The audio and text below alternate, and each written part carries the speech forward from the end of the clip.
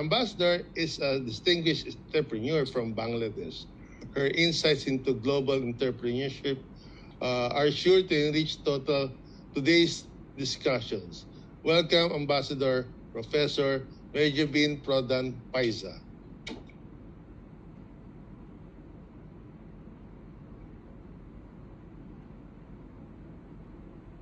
Kindly unmute. Yeah. Okay, thank you. Thank I hear you. you. Okay. Thank you very much for having me in this wonderful conference, and thanks to Dr. Rahman for organizing such excellent conference and coming up with this very crucial topic to discuss and reflect on. Um, I think all the amazing speakers already reflect on this core point. So here I would like to keep it um, very simple in how I see this globalization and impact on business strategies. Because I don't think we can do anything now without globalization. We need this connection with one another because each country, each land, each geographical resources, sources, ideas, creativity, we can exchange and share with one another through this. So for me, a business globalization strategy is a very simple way, if I want to put it, is a very clear plan that outlines how a business will expand its operations and reach customers in different countries, so around the world, so that we can actually expand more economically, and the diversification also become more efficient for all of us globally. So it involves a set of coordinated actions, I guess, and a company that takes to enter and operate in global markets efficiently. These are the crucial points that needed. So globalization has had a very significant impact on business strategies in many ways. I think, including globalization has made it easier for companies, any companies, the big and small, even for the entrepreneurs from around the world to compete with each other. And businesses must become more innovative. I support that cause personally very much, and efficient to stand out. Because if we can have that access to be more creative, we can inject more ideas from different creative people understanding, and these all ideas, when we can put together, the outcome is really outstanding. Understanding the globalization, I think corporations gain a competitive advantage on multiple fronts. We cannot deny that fact. The current time, if you look around the world, that's how we are actually improving all our business, whether it's textile garments, as from Bangladesh, textile garments is like big industries. So all are exporting from here. So that's how globalization are opening windows and opportunities for each other, even the manpower, creativity, including the materials. So they can reduce operating cost by manufacturing abroad or buy raw materials more cheaply because of the reduction or the removal of tariffs, and most of all gain access to millions of new consumers. So see, it's like vice versa. It's not like only my profit or the others are having minimum benefits. It's vice versa. That's how we need to see all these things.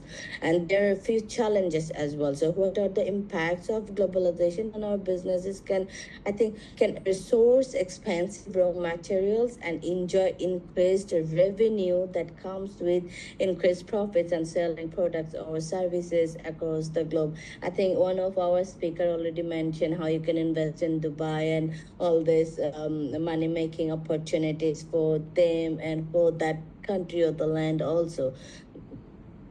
And definition, effects, and impact. I think that lesson I personally want to ignite and emphasize on this for the students and the youth mind.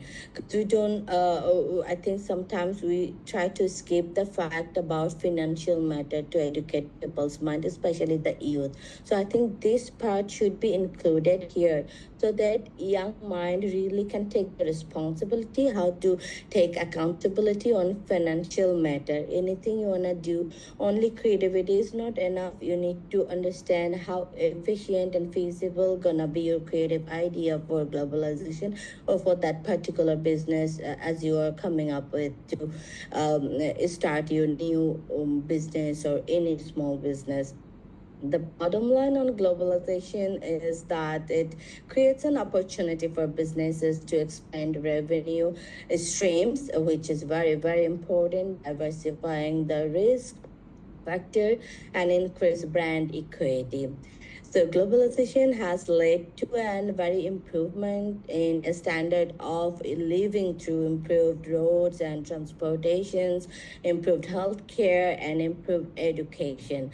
These all are known results that we all are living and taking advantage of. So on the economy, if I include this part separately, the displacement of workers due to the outsourcing of jobs, then increased competition from imports, and the decline of certain industries and certain particular like artisans of local handcraft works. But I think here we can come up with some strategic plan where we can keep the balance for the national output and needs based on the data. I think we can dedicate particular percentage to go for the globalization. It's based on the exact amount you need for your own place. And here I would like to address four globalization strategies, mainly that we all need to our people, especially the young mind. I really want to ignite their mindset. That's very important. So multinational corporations always choose from among these four basic international strategies.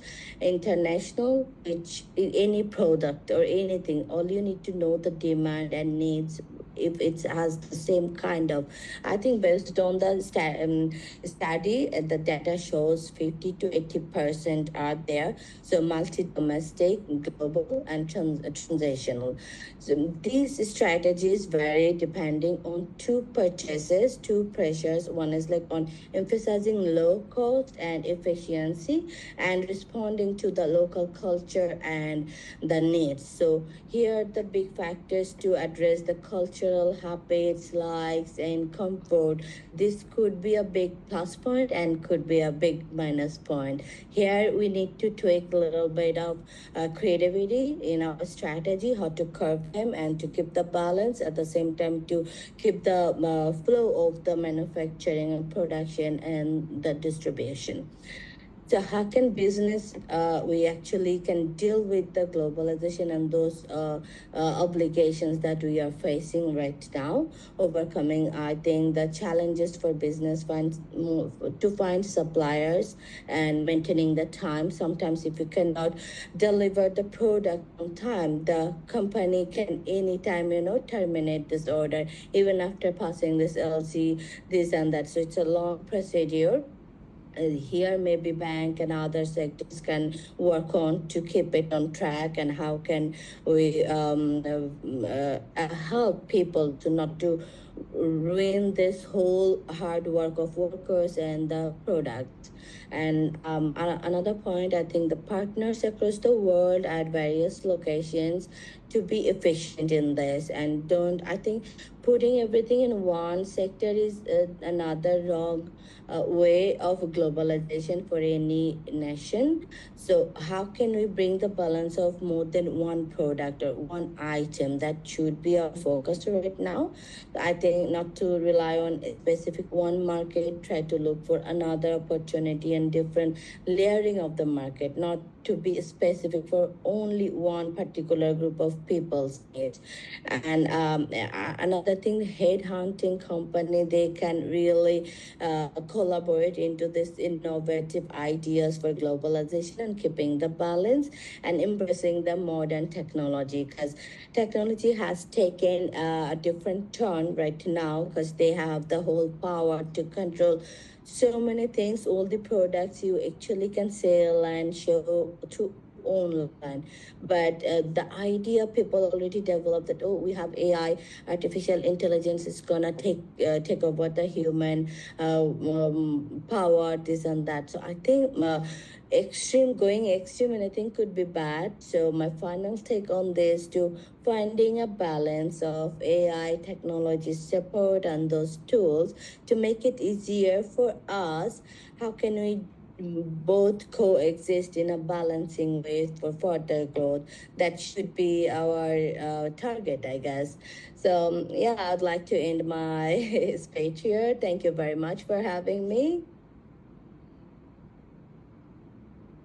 Thank you very much for your comments. There was a lot of content in what you were discussing. I think that what I'm going to take away from this as we teach young people about globalization is that they really have to understand and be accountable for financial matters. Because you're not going to expand if you're running out of money and you have no money to scale or to source. It's not going to work. And you touched briefly on removal of tariffs, which is something, if we go global, that is definitely something that needs to be explored. So thank you very much for your comments. I'd like to move along here in our program. I'd like to remind everyone the time frame is 5 minutes, and please try to hold to that time. I'd like to introduce our next